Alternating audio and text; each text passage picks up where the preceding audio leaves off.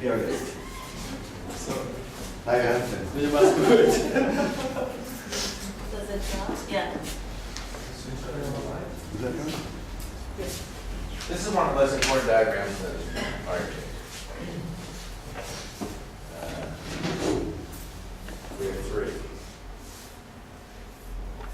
In modern architecture. These are the three most important diagrams in modern architecture. Every project today derives from one of these three. That's one. That's one.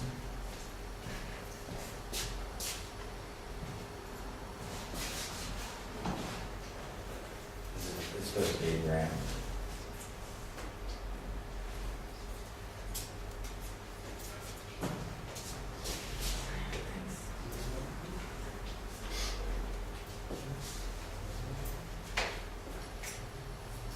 Nice. Okay.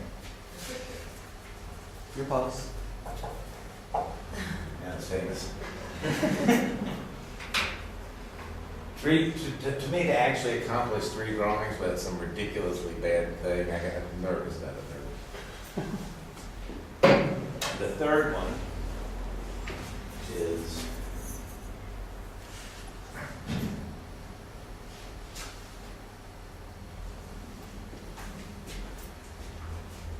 that you have to understand architecturally these three diagrams. There are three versions of modern space. And you should associate them with an initial architect. Just as a guess, which one do you think you're working from? The left one. Right. Who's that by? What?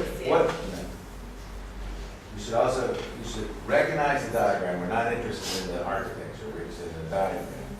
But you also should have a work of architecture, which is a first perfection of the diagram. The first perfection of this diagram is Villa Sublime. This is so easy, it's obvious. The first perfection of this diagram is listen to Anton. He's not saying by Mies, by Core, he's saying Villa Sublime, which means there's something missing.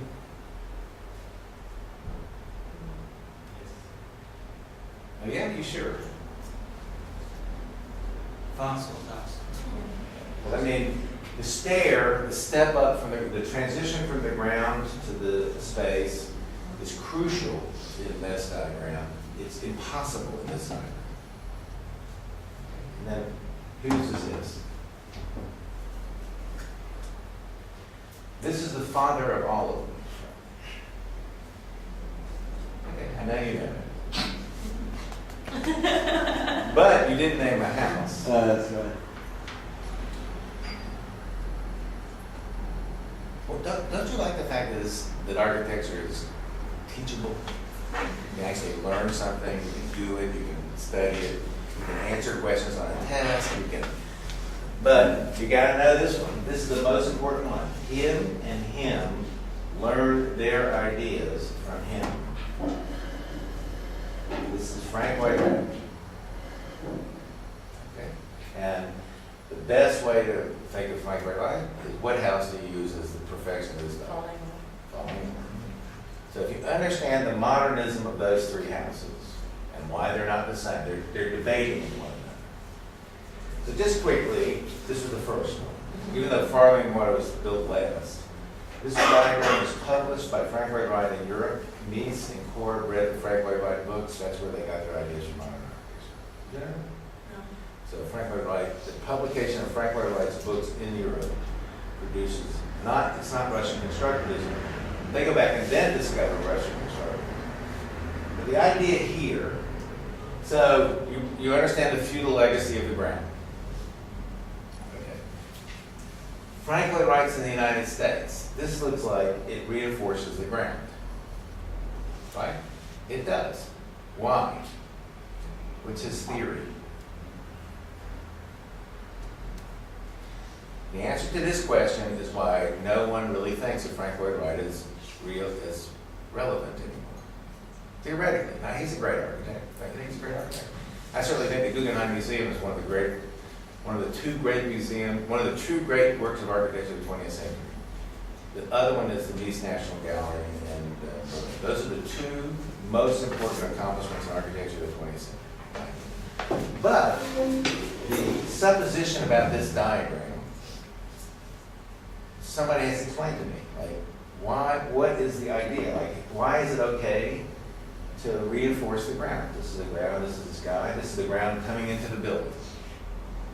So this is the building off the ground one way, this is the building off the ground another way, this is the building off the ground that this established land as datum, this is the building off the ground in a second to produce stage.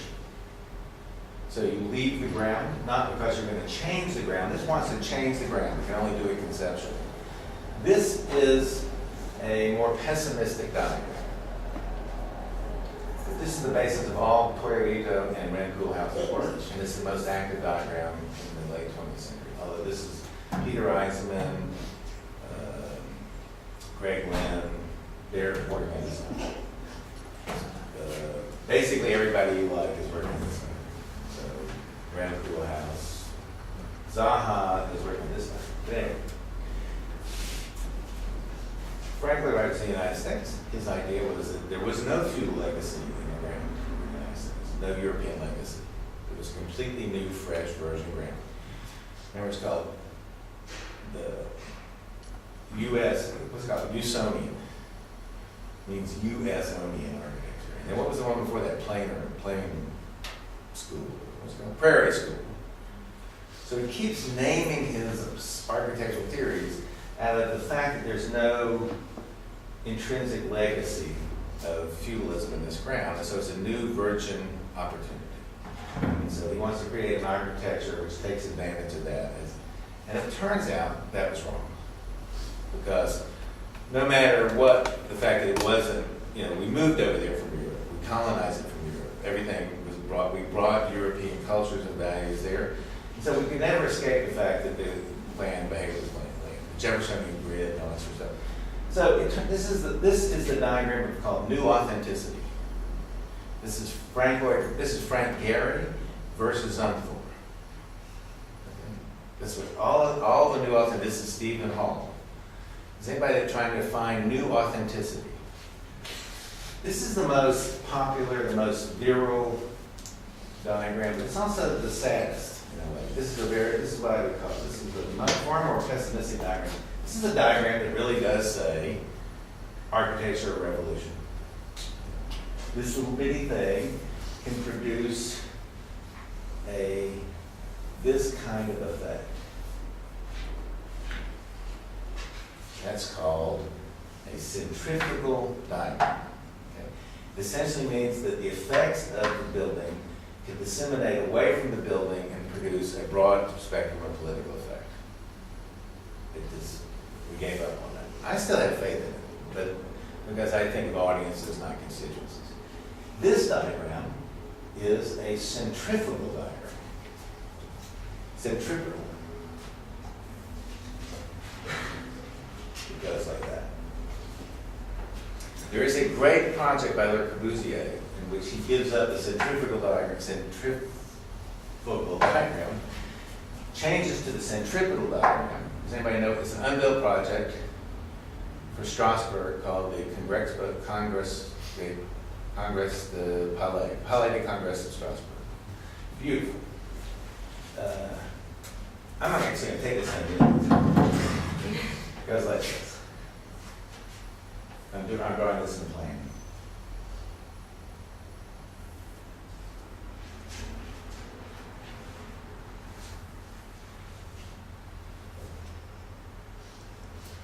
So you enter in sections like this, and you enter here, and you go up, what's great is you come in, you then go back outside, and you turn around and come back inside. Beautiful. But that's this. So all of a sudden, instead of producing a datum,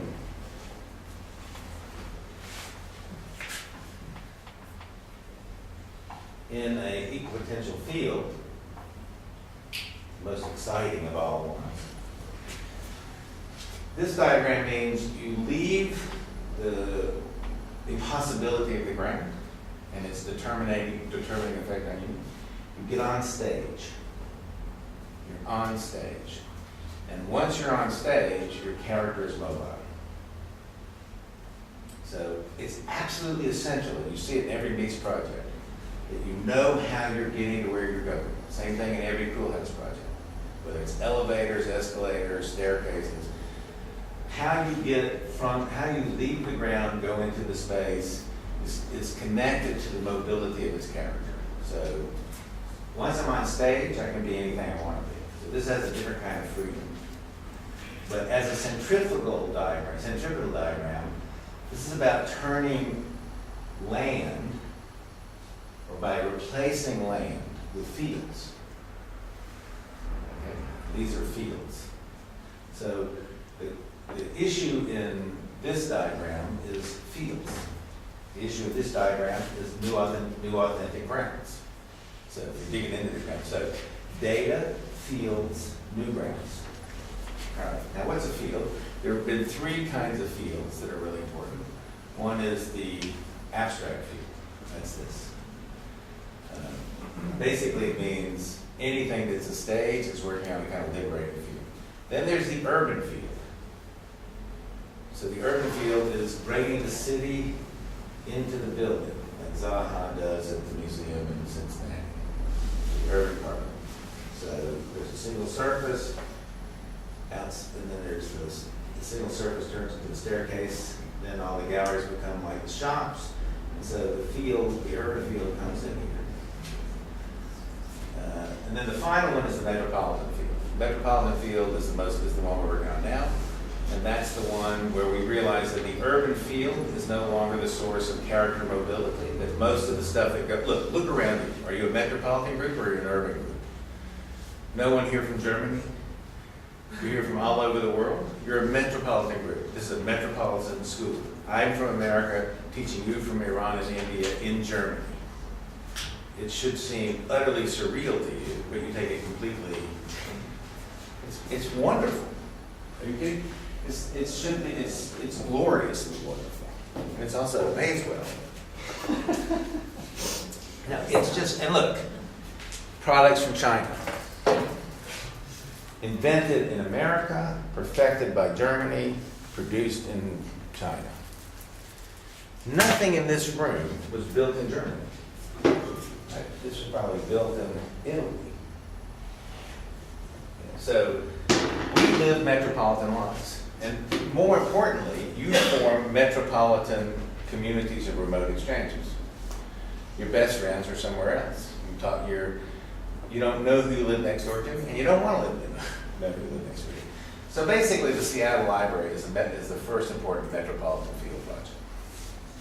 So, it doesn't matter. That's the general cultural argument of the diagrams. Once you've got that, you then have the more difficult problem of working out the architectural problems of the diagram, of each diagram. So, one thing you're always going to see in this thing is a platform which works between the ground and the thing. You're going to always see these diagrams in every project we show. In one of the lectures, you'll see this thing worked out. I let the whole lecture, you can follow every slide. But what's the everyday professional practice problem of this diagram? I mean, I'm talking about dumb. Really dumb, not conceptual, not structural. Like if you walk into this house or you walk into this room, what's the problem? Okay. Stand right over there. Okay, stop. Now pee. Okay, Now you know the problem. Okay. Yeah. There's no differentiation in the space. So politically, you want it to be an equal potential field, but there's no obvious way to differentiate the space because life of institutions and life of people requires hierarchies of space. Not hierarchies of public and private, although that's part of, that's the apparatus that attaches to hierarchy. What you need is primary, secondary, residual. Now, there are two ways to solve that problem here. One is called late modern. That's where you are. There's also a thicker Okay. What's that going to do? Help me write better? One is called postmodern. Now these, understand, I'm not talking about late modern cultural theory and postmodern cultural theory. I'm talking about late modern architecture and postmodern architecture. Okay, it's like modern architecture and modern cultural theory are completely opposite. Does everybody understand that? Modern architecture is the effort to resist the effect of modernism in life.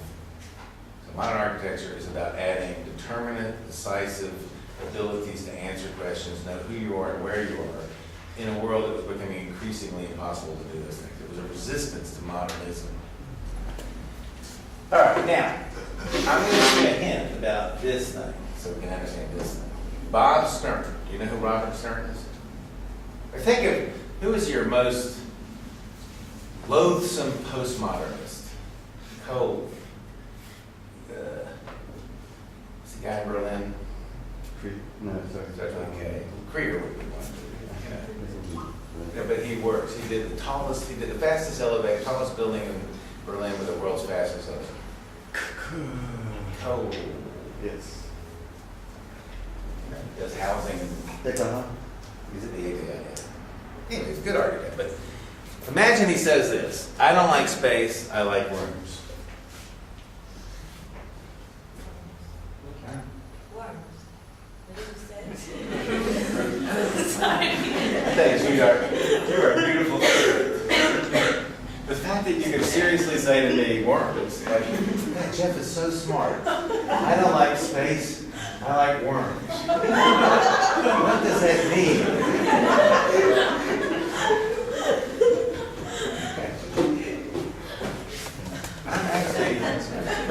I'm simple-minded, not complicated. If I said that, it would be as a joke, but the incredible faith that you have that I could actually meet. We should have, is that on film? I really, Of course it is. I have to show it to somebody. Put it on YouTube. Huh? It will go on YouTube. We should put that on YouTube. Worms? I don't like space. I'll do it in German. How's your German? I like rooms or round. I got Round. it. Yes. So now that should be really, that's saying I don't like space, I like rooms is as radical and incredibly interesting as architecture or revolution. Frankly, I should give you a test in which you write a 10,000 word treatment of that statement as a minimal condition for passing, I think. Because it's perfect. It's perfect, it's short, and it contains an incredible amount of knowledge and history. So anybody want to give it a shot? Anton, you've been getting all the other questions right. Let's see how you are on this one. Silent. I missed the question. I don't like space, I like rooms. It's the basis of solving the problem of inadequate spatial differentiation in that diagram. Separating the diagram into tinier and tinier, same size boxes. So applying a grid. Your problem, because you're young and smart, is you like things to be complicated. The answer is really this. He doesn't like space. He likes walls. Okay. Now, what's radical about that is that for most of the history of architecture, you didn't have a choice. You had walls. And then what happened?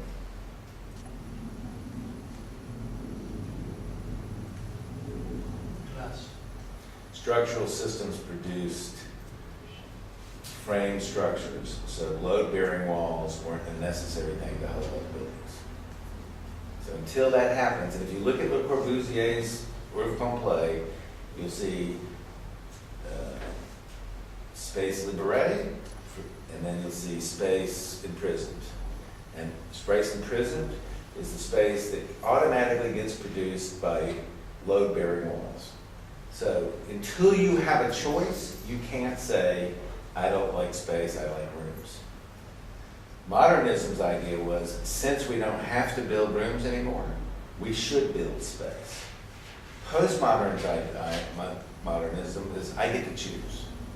And I can put in fake walls as much as I want in frame structures and produce all the spatial differentiation I want, which is every building built today. So it's very straightforward, right? So the problem is, how do I differentiate this diagram, space in this diagram, without introducing postmodern walls? That's it. And so you get about 50 years of answers. All the answers are in that lecture. But here are a few of them. One is, do this.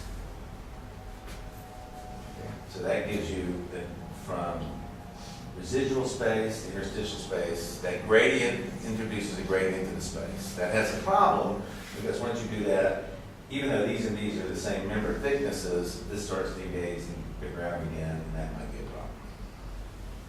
Okay, but then you get all sorts of stuff like this. So this is one version of the gradient problem. And another one is the box and box scheme, or the Russian doll scheme. This is in plan, all the words in section 2. And that is, if you put two figures of non-congruent geometries nested in one another, you produce an automatic gradient in space. So modulating space, these are the two, Russian doll scheme and the evolution of this kind of transformation, the interstitial space transformation. So basically, like when you see this in Ben's house, that window in Ben's house, or that's from this. When you look at Jishu diagram, and you look at the section, when you look at the Jishu library, you're seeing Mason Domino, which is this. It's actually this. Mason Domino is this.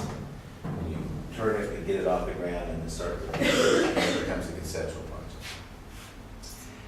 When he does, but if you notice, this is this way. And in Jishu library, what you see is, now my drawing started to really get bad. You know, so as he does that to produce these voyeuristic diagrams, he also produces these interstitial spaces, which is how he figures out where to put the books. So he's modulating this problem in order to take care of the programmatic needs exactly the same way we've discussed it in an evolution of the Mason Domino diagram into one of these things. And this is the background of the single surface problem. The topological problem actually comes out of this thing. You understand all that? So when you're interested in the cradle space, you're actually interested in this problem. And it's about producing a whole gradient of spatial opportunities, and it starts to take on things like aesthetic possibilities and contextual possibilities. So it's already loaded with a discourse.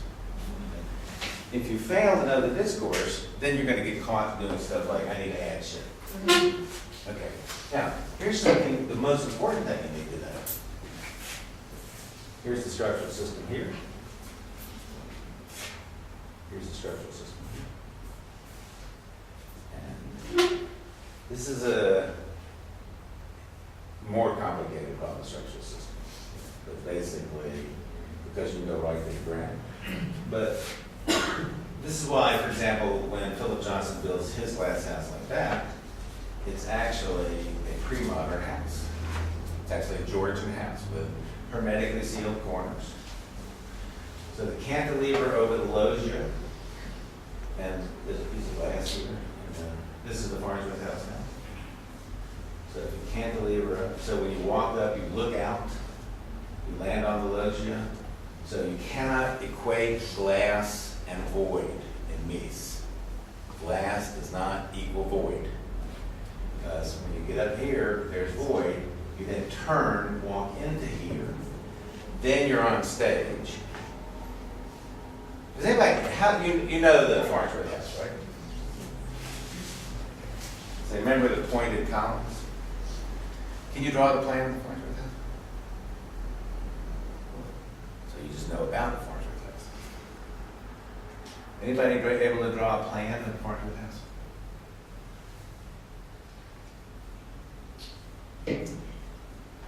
Get out the fucking audience, man. Ben was here, and I said, "Could you draw the plan of the Farnsworth house? You think you'd be able to do it?" Just, what do you guess? You think you would? Yes. You think you don't? Yes. Can you? Yes. When are you going to learn? If everybody that's teaching you can do it, and you can't do it, when now they'd be disqualified. It's me. I'm not allowed to participate. No, you aren't. It's me versus you. You know, we're playing chess. We're in a chess tournament. These guys got eliminated in the first round. Oh, I've heard of chess. It was fun. Now we played a game, and we're at the advanced level of the game. And it's not fair because I prepared a game, and now I make a move. My move to you is, tell me something radical. You can make a counter move, ask me something about it. But right now, you've got to respond to my move. There's something incredibly radical about the kitchen that virtually no other suburban house ever had. And almost nobody notices. It's not facing the window. Exactly. It has the woman back to the window. Now, that's something, nothing like that had ever occurred. Great. Too bad. Too bad you didn't qualify for the first part. Oh, I'm a reporter and I'm reporting on this incredible game. You know, it's incredibly thing that for the first time Edith Farnsworth, who's in love with, she goes into her house and instead of washing dishes as she's facing outside, she has to face the service court. Her back to the window. That means something radically different about this house and this house. And that this house, you actually have to have someone in this house doing stuff for the architecture to work. It's irrelevant here. Remember, at service course, it's about understanding the architecture. But it's pretty amazing, don't you think, to go into a house that's transparent in every direction and face a wall for the woman. Now, feminist theorists hate that. I love it. Not because of any residual male chauvinism I have, but I can't deny it's there. Because it means the architecture is transforming one character into another character, whether beneficially or not. But it's wonderful. Did you know that all along, or you just saw it? No. You saw it when you did the drawing? Yeah, I think you kind of gave it away when it said no other suburban. Yeah, I was trying to give it away. Yeah. And so what happens is when you say no other suburban house. Every suburban house, the sink is or the stove is facing the But also every suburban house for a long time, essentially demeaned women. Like you got out there and there are no cars. So you were enslaved in the house. I mean, it's a real interesting problem. But I meant to give it away. It's interesting that you got it, so you're not as engineered as I think. All right, so notice that once the discourse or the metacritical operations are set in place, almost all the advance in research has to do with just regular architectural problems, structural, functional, material. You know, you gotta move about the Farnsworth house. You want to ask me? Pardon? Like you want to get a chess question? You want to ask me? I haven't thought about Yeah, see, well, I mean, that's true. But I mean, here's 20. Where's the swimming pool? Where's the parking lot? How do you Position of colors.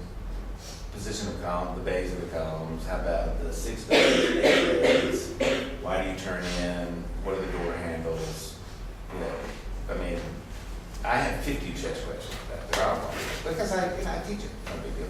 But look, this is all you have to know to be pretty much ahead of everybody in school today. It's just these 3 houses and how they show up today.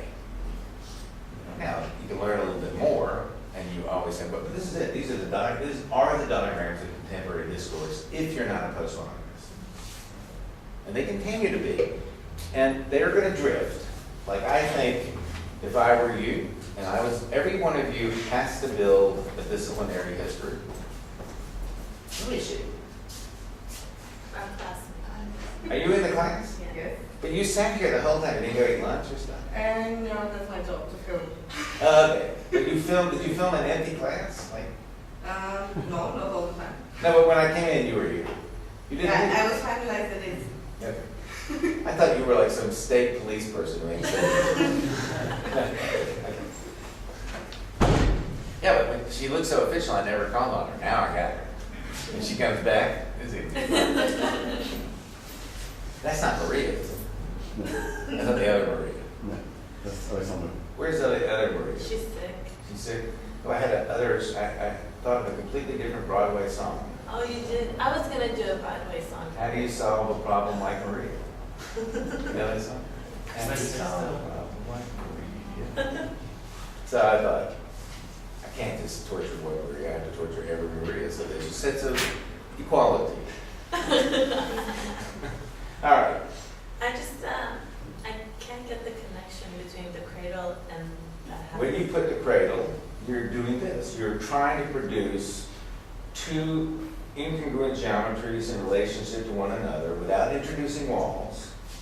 That gives you a diagram of rich spatial differentiation.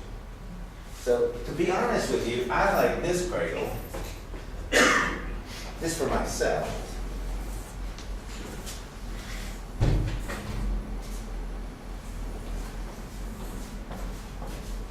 Better than this cradle, which is where you are. Because this is a richer possibility for me than this. But a lot of people are working on that, so I'm okay with that. You know? So you end up producing walls that are not working as postmodern walls and a sense of differentiation. And your problem is the aestheticization of it. The nice thing is that the drawing of it in a field operator, when you draw it like a field, you leave open the possibility of where you make it solid and where you make it. Now, if you look at Seattle Library, there's a perfect example of a field not turned into a solid, like just shoe turns into a solid. But instead he uses more cunning devices, similar colors of the elevators. You know, he uses a way to make that thing work as a single surface project or work as a modulated surface project without actually making it literally a surface. That's why I'm thinking the minute she starts to skin this thing, she's going to go back 18 years. You can go back to this project. And now the other thing is, what's missing from this thing is topological surfaces. Topological surfaces is one problem, comes from here. And it merged with single surface problems in about the mid-90s. So blobs, surface deformation stuff, merged with single surface stuff. And the big characteristics of the difference between the two is this has to be self-supporting, and this can't be self-supporting. It's a big deal. A great single surface project.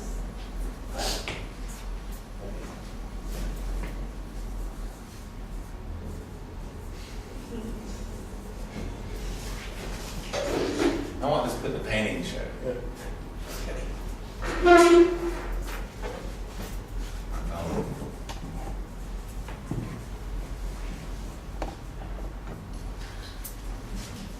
But Jeff, I'm not filing my board.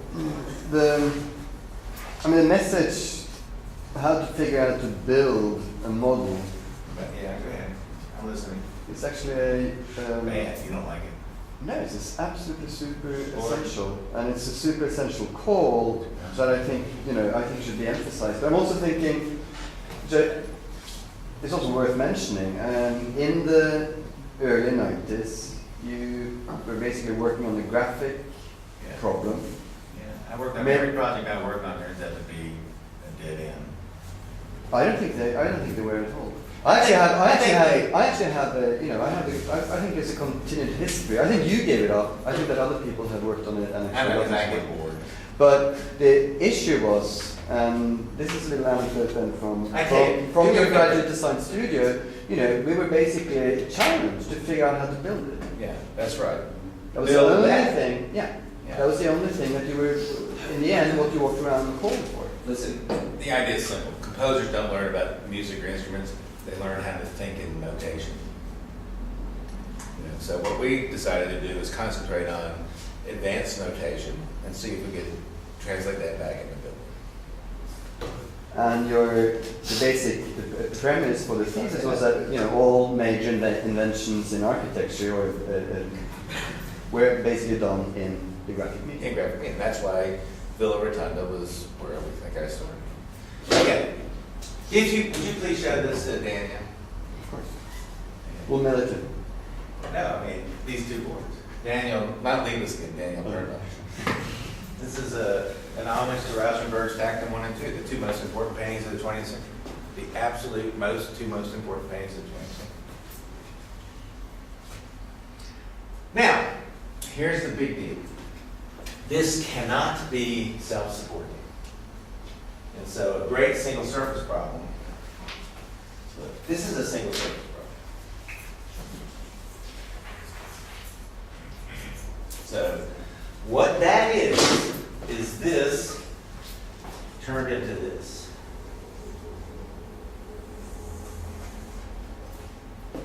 Okay, that's, if you follow, by the time you're looking at I-beam or all the great single surface problems, or FOAs, BBC, or hundreds and hundreds and hundreds of surfaces, essentially it's the Miesian space turned into, and it does a lot of interesting things. But one thing it cannot be is a substitute, because it undermines it has to be horizontally extruded to an extent. It has to have support structure, and then it looks like money. And you make a lot of money. That was an accident. What about the Mobius house if we did intersect? Mobius house is this.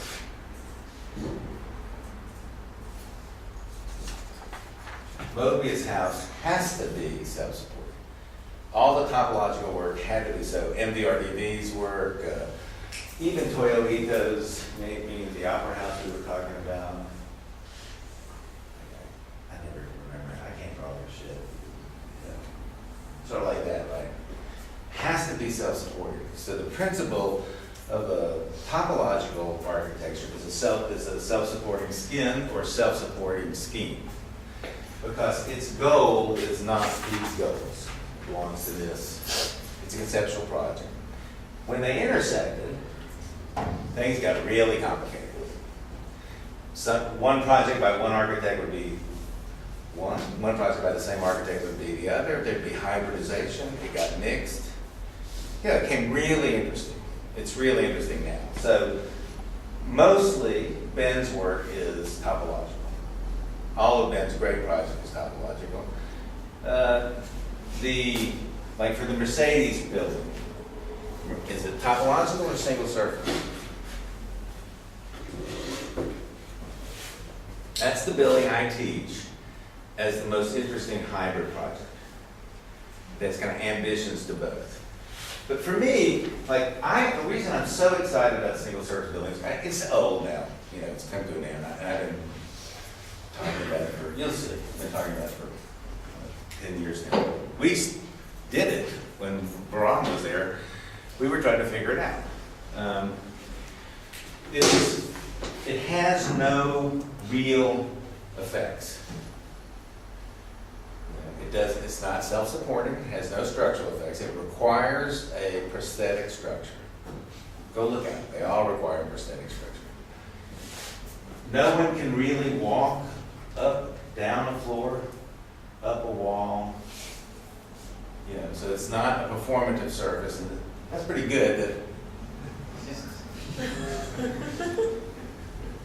looks like I look far more skilled than I actually am. So all you can do is imagine relationships. It operates the zone of the imaginable. So as far as I'm concerned, it's the first late 20th century purely architectural invention. Like the columns in Peter's work are purely architectural. No other work whatsoever but architecture. And all of a sudden we now have actually something far more advanced than semiotic columns. And what's important is no semiotics. No wall, no floor, no ceiling, no real relationship to them, no structural relationship to them. And so it's just really about setting a kind of, not imaginary, but imaginal field, which extends the theater possibilities of this. So now why theater? I think we talked about, and then so I'll answer your question and we'll finish your problem.